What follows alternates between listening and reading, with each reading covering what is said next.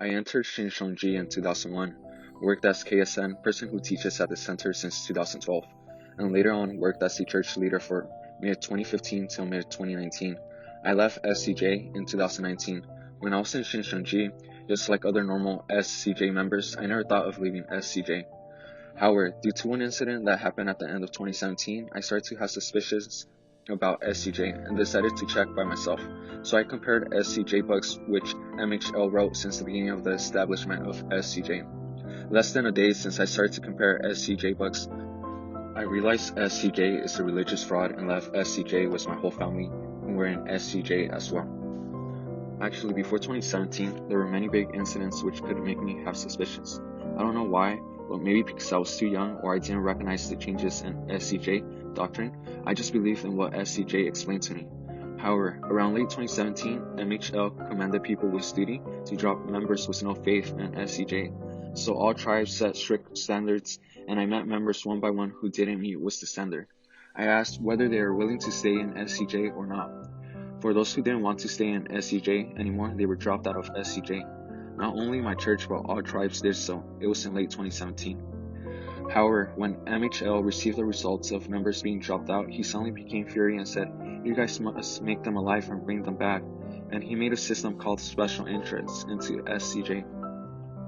Everyone felt awkward since SCJ doctrine doesn't allow people to come back to SCJ once they leave. In the past, MHL once delivered a special commandment saying, once you leave SCJ, you cannot come back. I also mentioned during the sermon quoting Luke 14 and Matthew 25, there is the time when the owner shuts the door, and now is the time. Now the door is shut, so once you leave, you cannot enter SCJ again. I emphasized this a lot. I also told KSN and JDSNs that once a person enters SCJ and then leaves, the person cannot come back, so you better drop them off while at center. HQ's instruction was like this as well, but all of a sudden, the special entrance system was made and I had to stop everything. I met people once again one by one and persuaded them to come back to SCJ. My heart felt troubled at that time. I think I somehow felt something is being changed at that time. But still, it was just a mere crack. I had concrete faith in SCJ as usual. However, in late 2018, there was a bigger incident which everyone, even non-SCJ people know, the 1,100,000 KRW. MHL emphasized a lot about evangelism during the whole year 2018, and he said during the sermon that even though he is busy, he still does evangelism in order to win the first prize. So including me, all members went through 2018 with a heavy heart thinking, MHL even works like that, but how come I? However, what shocked me the most was that MHL commanded to pay 1,100,000 KRW even if you don't evangelize. It was so shocking, everyone was actually shocked except MHL. I also had a heavy heart, but since I was a church leader, I had to give answers to members according to the Bible so that they can accept the situation. I thought of the biblical answer from the Bible and persuaded members of my church. At the same time, I also consoled myself, and I thought MHL would also be very heartbroken. But since he had to make us awake so that we do work, he couldn't help but more countermeasures like this. 1 week later, MHL delivered a commandment through a person in charge of administrative general affairs and telegram. That message was actually a few videos of MHL delightfully dancing and playing with snow at the Peace Palace in Constant. Looking at those videos, I and other church leaders couldn't share that video with church executives, so I ignored it. At that point, I thought, Chairman Lee might not be the person I think. Crack inside my heart grew bigger, and MHL won the first prize in evangelizing the most, so that he is taking the prize money. MHL revealed himself during the sermon afterwards, that he didn't do the evangelizing by himself but gave money to few people to do the evangelizing for him. They gave all the foods to MHL, and that is why MHL won the first prize. What's this? If I could do it like that as well, why did I feel guilty evangelizing? I could also give money to my members and receive foods from them and win the prize. I was so confused. Around that time, leader of 12 tribes youth department was found that he embezzled around 100 million QRW and was disqualified from the position. Then he decided to leave SCJ. MHL went to meet him and asked him not to leave SCJ. Tribe's General Secretary shared this during the church leader gathering. He also shared that God might give Jaryuan, not Guashin, and there should be one tribe leader among 12 whom betrays MHL. Then the completion of SCJ will come. Of course, this was shared only to church leaders. There was also an incident that one leader collected money from members, about 40 million KRW Wild Ginseng from MHL, and MHL received that. Also, when MHL visited 00 tribe, which I belong to, he gathered church leaders and said 144,000 should all be Korean so that there would be no interruption from the country. But during the sermon, he said, "Who said 144,000 should only be Korean?" and backed out. Experiencing these situations, I decided to search the reality of SCJ by myself.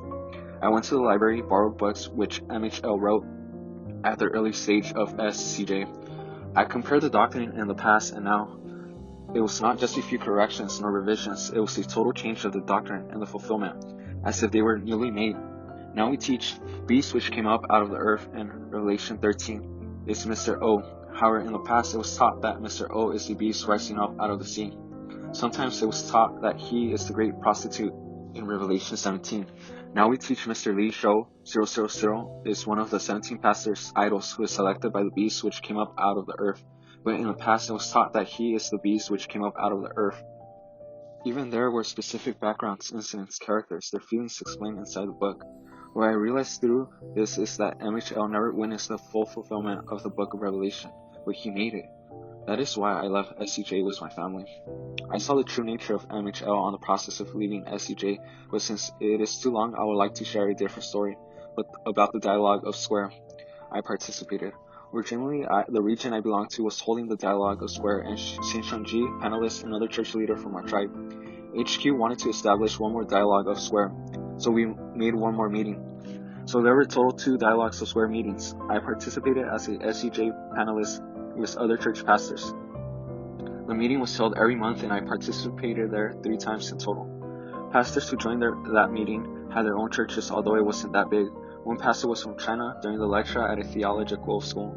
Another pastor was a Presbyterian pastor with no church but running a YouTube channel.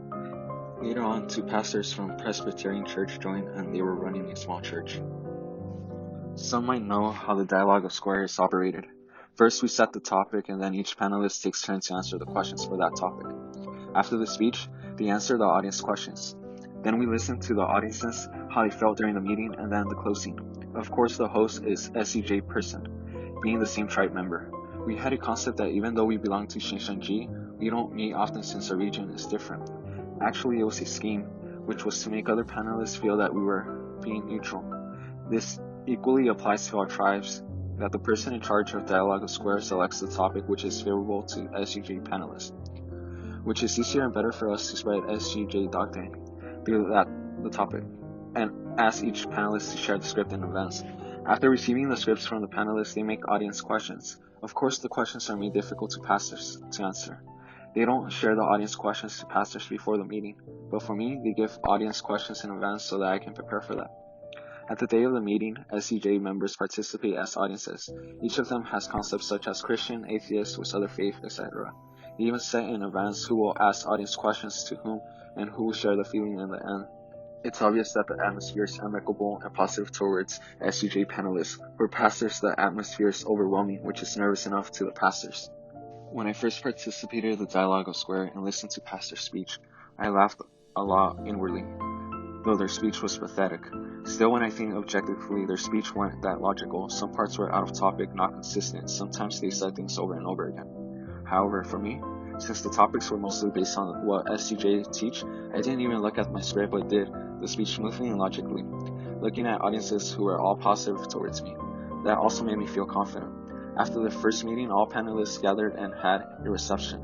I saw pastors arguing with the same topic.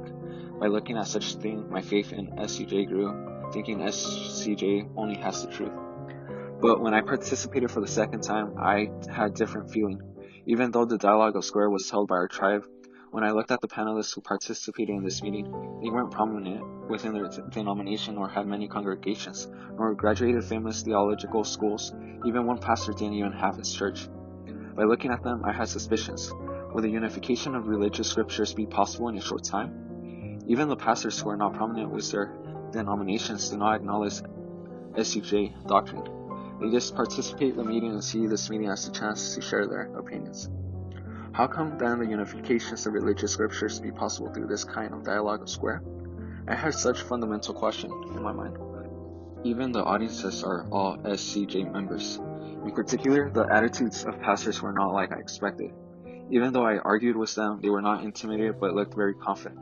Before starting the meeting, we normally have reception around 1 hour and then move to the meeting place.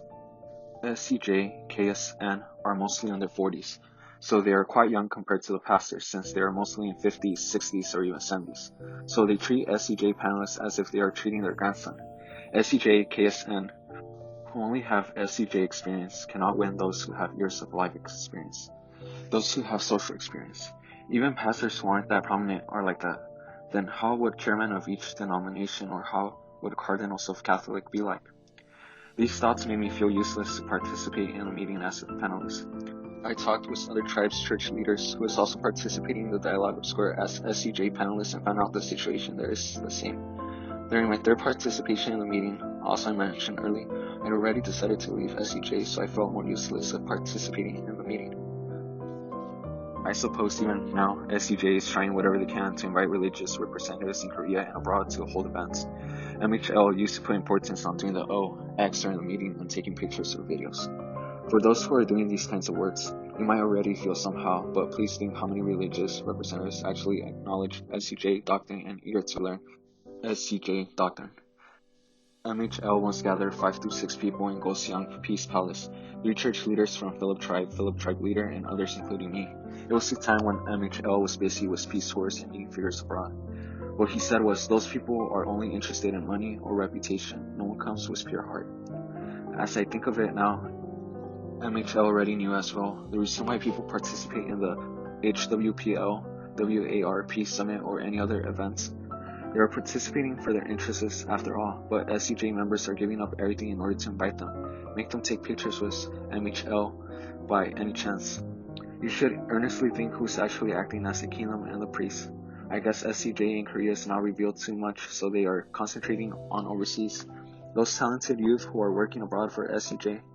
I sincerely beg to those people, please get out of that delusion with world peace, DPCW, and alliance of religions. Please focus on planning your future. If you waste your 20s or 30s in SCJ, like me, not taking care of your future, you will feel a loss out in the world once you leave SCJ. I hope you come out of SCJ, which is a hell itself. What is truly valuable isn't something remarkable or famous which makes the world astonished. What is truly valuable is our very ordinary and common daily lives, and a freedom we can enjoy as much as possible. I sincerely hope you can have a profound realization of this. I'll finish here. Thank you.